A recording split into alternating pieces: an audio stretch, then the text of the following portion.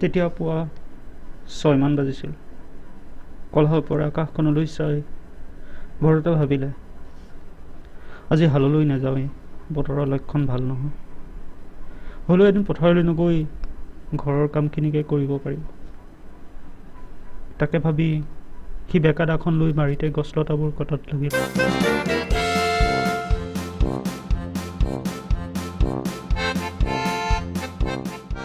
দেখি বেয়াও লাগিছিল এনেদৰে লতাবোৰে গছবোৰক বেৰি ধৰাত। গছবোৰ বাঢ়িবলৈ নহৈ জোপোহাৰ ৰূপ লৈছিল।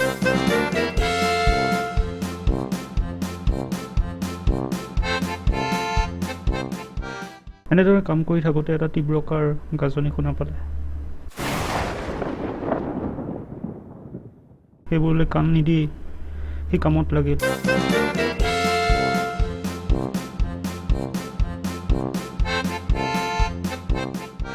এনেতে হঠাৎ বৰষুণৰ নিজৰা বব ধৰিলে।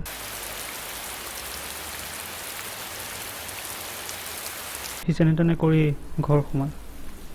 সি ভাবিলে আজি বৰষুণটো ইমান সোনকালে এৰা বিধৰ নহয়। তিতি বুৰি সি ঘৰ সোমাই ঘৈণীয়েকক চাহ একাপ বিচাৰিলে।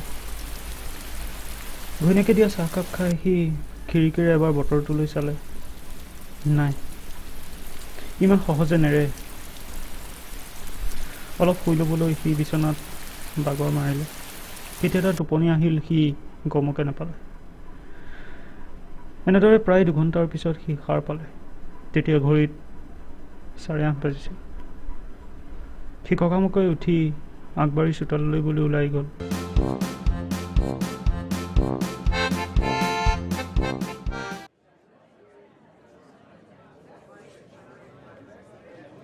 গাঁৱৰ মানুহবোৰে টু মেমে শুনি সি কি হৈছে বুলি ৰাস্তাৰ ফালে ওলাই গৈছে। গাঁৱৰ ৰবীন পেপাহঁতে কথা পতা সি ঘুনুক-ঘানুককৈ শুনিলে, কিবা বৰ্জ্যপাতৰ কথা।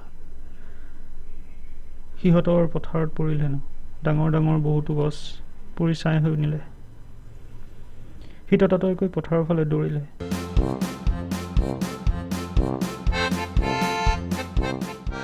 হয়, সিহঁতে কোৱা কথাবোৰ সঁচা।